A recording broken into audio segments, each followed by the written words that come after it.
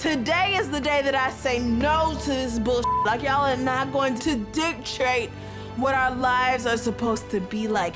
You're not in charge anymore.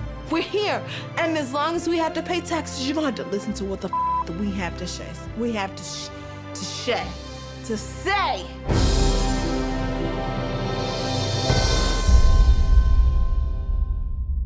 Hello, I'm Crystal West, and today we're going to discuss Marsha P. Johnson.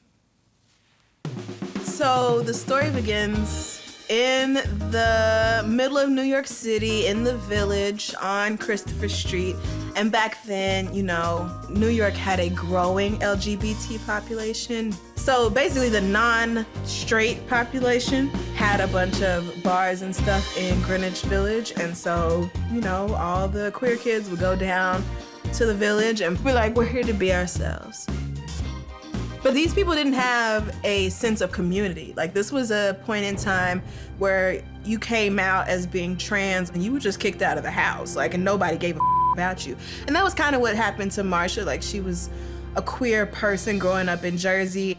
Okay, so she would get on the train in Jersey dressed as Malcolm, which was her birth name. And then on the way over from Jersey to New York, transform into Marsha with, you know, beer cans and pop cans for rollers. It's just like, I'm Marsha P. Johnson, bitch, and if you don't like it, you go to hell. Like, here I am, ho, what you gonna do? You have the best laugh in the world. I love it. Oh, God. Woo. Yeah. Anyways, so the 1960s is a very tumultuous time for the United States of America because every minority group imaginable is tired of the status quo. So there was a group of officers in New York City called the Public Moral Squad, which is ridiculous because when the morals been a part of this goddamn city, like, the city's trash. And the Public Morale Squad took their orders directly from the mayor. The mayor was like, I want you to go shut down the gay bars. I'm sick of them putting their on other people's asses. It's time to be over. So the night of Stonewall, June 18th or 28th. June 28th. I know it was one of the 8s. Oh, God. So that night, Charles Smythe and Seymour Pine, they walked into the Stonewall Inn and they said, hey, bitch! We here! This is on the motherfucking arrest. Sit your gay ass down and wait for us to verify your motherfucking your motherfucking genitals. Sorry, Tree. And the trans girls was like, oh no, bitch, we ain't asked for this. And some people were like freaking out and trying to like go for the exits, but the police had barricaded the whole thing. And Marsha says, you know what? Today is not the motherfucking day. Today is the day that I say no to this bullshit. Like, y'all are not going to continue to run us, to dictate what our lives should be like, to dictate what our lives are supposed to be like. You're not in charge anymore. We're here, and as long as we have to pay taxes, you're gonna have to listen to what the that we have to say. We have to say. So Marsha P. Johnson stood the up, and she picked up a shot glass, and she smashed that against the mirror and said, I got my civil rights.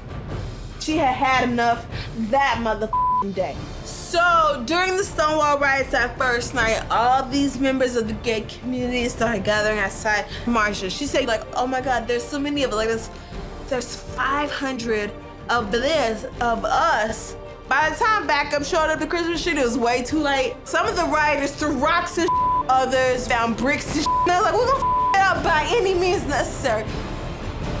So the people at Stonewall that night realized there's a community of us.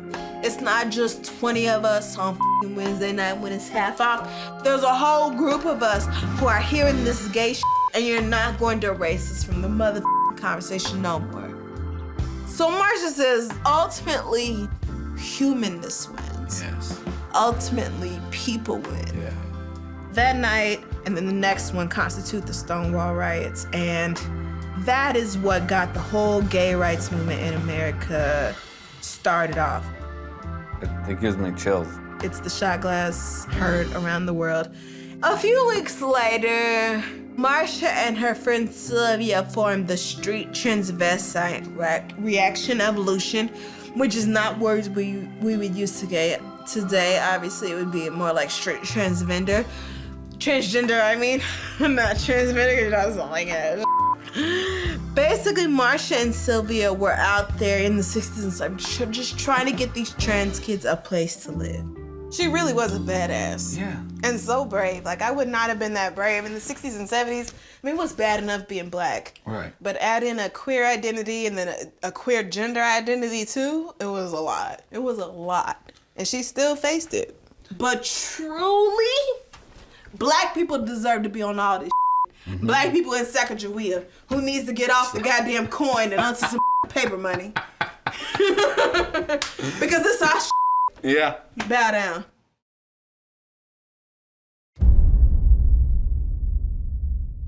Hello. My name's Allison Rich. Today we're going to be talking about Edie Windsor and the end of DOMA, the Defense of Marriage Act. Cheers, come on. I feel like I could puke tonight. You know what? Let's do it. Tonight's the night to puke. Yeah. Let's just get it all out of us. So, the year is 1950. The place is the United States of A. At this point in history, it's not even legal to dance closely to a person of the same sex. So Edie Windsor was a young lesbian. She's like, oh, I gotta keep my personal life private because this is the past, and the past is closed-minded. So then, I'm talking about gay stuff.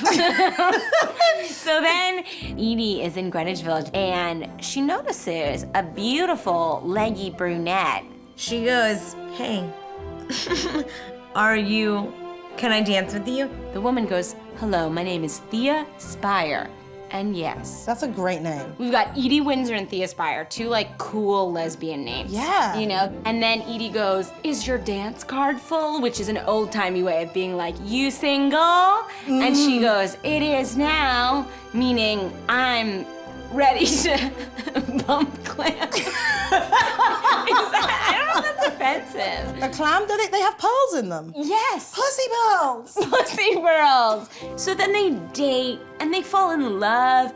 But then on June 28th, 1969, she encounters the Stonewall Riots, where gay people were being out and proud about who they were amid this police raid at the Stonewall Inn. So she goes home and she's like, Thea, there's a big riot at Stonewall about gay rights. Maybe this is the moment that we should come out and tell the world who we really are.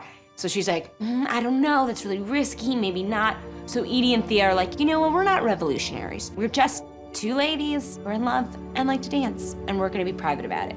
And they do that for the next 30 years. That's a long time. And the thing that they really bonded over was dancing. In any situation, their bodies could always connect through dance. And it's about 2007 now, and Thea was in a wheelchair with MS. Thea was like, I want to get married. By this time, Canada had made gay marriage legal. So Thea and Edie go to Toronto, and they get married in front of 6 buddies. They exchange rings. And Edie and Thea are like, whoa, this feels different. To truly be married, like there's a tangible difference. This is not bullshit. That's very sweet to be like, so I'm sweet. to flaunt the laws. Yeah, fuck those laws. So in 2009, Thea dies. And Edie is there in the hospital and she's like, you know what? I had a good life. We had a beautiful love. What more could I ask for? And then knock, knock, knock. The US government says, hey, so your friend, Thea, left you a bunch of property, money, assets, and we don't recognize that because you're two ladies. It's not like you were married. So we're gonna tax you on the order of $500,000. And Edie goes, bitch, you know we were married and this is discrimination. I'm gonna call a bunch of lawyers. I'm gonna call a bunch of gay rights activists. So then she says, excuse me, I was in a relationship with this one for forever. We got married in Toronto, this is legit. They're not recognizing their marriage, so they're trying to tax the shit out of me. And the lawyers and activists are like, yeah, that's DOMA, you know? Since 1996, this law was enacted that says on a federal level, a marriage is between a man and a woman, and it's just indefeatable. Undefeatable? You can't do it.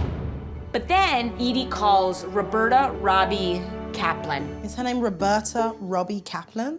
Her fun name is Robbie. Her name is Roberta Kaplan. And this woman goes, you know what? I'll take you on. You are what marriage is about. You two were married for decades through sickness and in health. You're a sweet old woman. You're the perfect example of what gay marriage can be. So Roberta and Edie sue the federal government, and it goes all the way to the Supreme Court. And Edie goes before them and says, if my love isn't real, no fucking love is real. We were together for so long. Our love deserves to be recognized.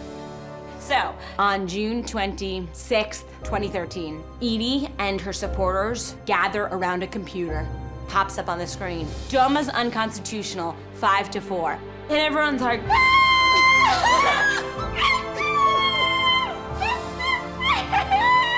I cheer too hard to be my fans.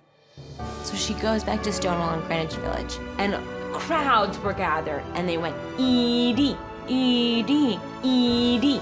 And Edie thought to herself, wow, years ago when I walked past here during the Stonewall Riots, me and Thea thought, we're not revolutionaries, but here we are years later, and we are the revolutionaries. We're the face of what gay marriage can be. And Edie dances one last dance in the name of the love of her life, Thea. To Thea. To Thea. And Edie. And Edie. Whoa. It's beautiful. That's amazing. Thanks to this one brave woman and her belief in the equality of her love, gay marriage became legal. Do you think in memory of them that you and I should dance? We should dance so close. Well, can I give you a quick peck? 1, 2, 3. Mwah. Aww.